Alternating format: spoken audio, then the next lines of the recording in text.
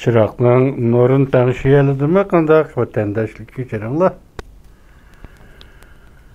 Bugünkü leksiyalarımızı başlayımız hürmetlik vatandaş. Leksiyada gajırız Washington'da sözleyimiz. Bugünkü islağa 2022 ayının 18. günü.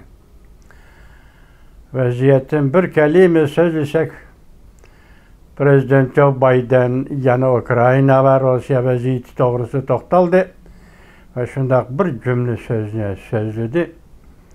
Bir neçə gün içində Rusya belki Ukraynaga təcavüz qilishi mümkün. Bu mümkünlük intayin yoqqur mümkünlük. Biz tülgün sizlərə vatandaşlara vədə qılğınımız boyunca hazır Cumhuriyet'de qozğalğan bedikçilik, adam bedikçiligi. Adam seteş, ata-analarını hatta, kız balalarını hatta, oğul balalarını da gidek. Seteş, müşündaq bir vaka Cumhuriyet'de evci aldı. Şunu tünü leksiyada sözlü günümüzde sizler qatarı bizme ensirəpən vatandaş. Qani? 2018 yıl 9. ayının 29. günü geçip bu hesapta Arlıqda bütün poyuz, temir yolların qatnaşını toxtub. Fakat Uyguristan'dan mağdığan poyuzdan başqa. Qatnaşını toxtub. Hazırıq Uygurlar arası yaxşıgen san boyunca biz mümkün emasqa. Bir Xuda bilmese bu ne vatandaş. Siz bilen biz bunu statistik kılalmayımız. Hazır Uygurlar arası yaxşıgen san bu 2 milyon. 2 milyon Uygur'un oğul kız perzenti işkirikta ketdi. Amerikalık yazgıcı bugün nemi dedi? Prezident reis Xi Jinping özü bidik, özü adam satadağan bidik dedi. Vatandaşa. Bu 2 milyon Uygur naket, Uygur'un perzentleri naketdi. Biz hazır Şücü, Cansu, Şücü şehrinin Fengshan nahiyesideki zincirlengen ayal doğrusu hikayelerini anlavatımız birinci ayının ahırdan ta ki hazırgacha. Hazır Cungo hükümeti, Cungo cemiyeti bunun kızıqıvatıdır. Cungo hükümetinin kızıqqını bu haberge cemaat fikri keyin aylanıp kelip Kompartiyani izlep tapamda qandaq. Bundan qo'rqib bo'lmasin Cungo Kompartiyasi buni götürüp yürüydiğin partiye emas. Bugün muşularını sizlerge leksiya qilib sözleyimiz vatandaşlar. Avvalqı mavzumundaq. Prezident Joe Biden Rusiyanın Ukraynaga tajovuz qilib kirish mümkünligi intayin yo'qri deb ko'rsatdi mavzuli xabar. 2. ayının 18. günü Amerika ovozini Xitoy tili programmasi e'lon qilindi xabar. Bundaq başlaydi. Washington, Brussel. Amerika Qo'shma Shtatlari Prezident Joe Biden 2. ayının 17. günü mundaq ko'rsatdi. Rossiya bundan keyingi bir necha kun ichida Ukraynaga tajovuz qilish mumkinligi yoki ehtimolligi intayin yuqori.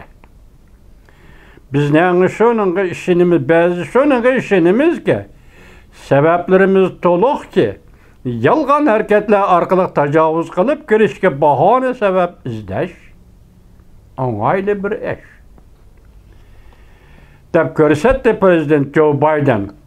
Aqsaroyda muxbirlarni kutib olish yig'inida muxbirlarga biz ko'rib turayotgan barliq alomatlar bularning, ya'ni Rossiyaning Ukraynaga tajovuz qilish uchun tayyorlagan alomatlardir.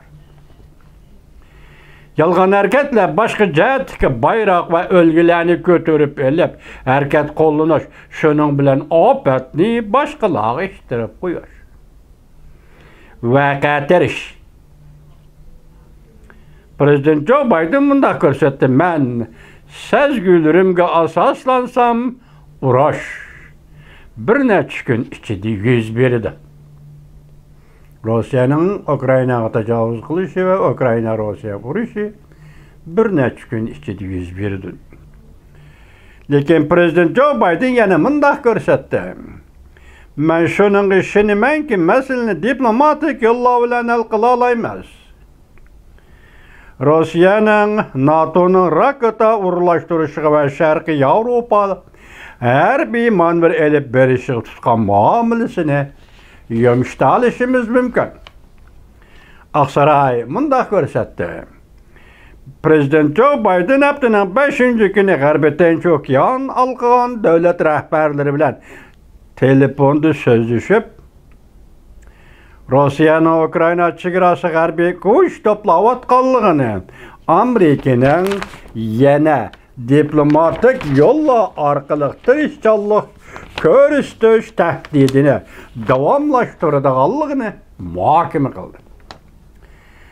Amerika Qo'shma Shtatlar Davlat ishtirokchisi Antony Blinken Birlashgan Davlatlar Tashkilotining bexatarlik komitetida mundaq ko'rsatdi. Dünya yaqinda ko'rib olalaydi-ki, Rossiya bir necha kun ichida Ukraynaga hujum qildi. Bu gaplar bek og'ir vatandosh. Rossiya bir necha kun ichida Ukraynaga hujum qildi. Antony Blinken Amerika Qo'shma Shtatlar davlat ishtirokchisi Birlashgan Davlatlar Tashkilotining bexatarlik komitetidagi so'zlagan so'z. İstihbarat xabarlar aşkarlığı ki, hücum qilishdan avval Rossiya bir bahane oydurup çıkardı. Bu belki zo'ravonlik voqeasi bo'lishi mumkin. Bu voqeani Rossiya Ukraynaga ishtirib qo'ydi. Yoki Rossiya Ukrayna hukumatini asossiz ayblaydi. Davlat ishtirokchisi Antony Blinken mundaq ko'rsatdi. Ularning yani Rossiyaning qanday bahona sabablarini yasab chiqadiganligini biz to'liq bilmaymiz.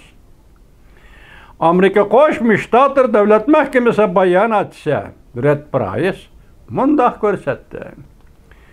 Antony Blinken bugun bexatarlik komitetida mundaq dedi. Bu bir meydan krizisini hal qilishning yo'li mas'uliyatchanlik bilan diplomatik suhbat elib berishdir. Kelar hafta Yevropada Rossiya Federatsiyasining tashqi ishlar ministri Sergey Lavrov bilan ko'rishishni taklif qildi. Kelar hafta. O'xshash bir vaqtda Moskva Amerika Qo'shma Shtatlarining Moskva turishliq ma'lum bosh elchisini Moskvadan qo'g'lab chiqardi. Bu nəhayət xətərli iş vatandaş. Brüsseldə Amerika Davlat Müdafiə Ministri Austin mundaq ko'rsatdi. Rossiya yana Ukrayna chegarasini bo'ylab askar o'rinlashtirmoqda.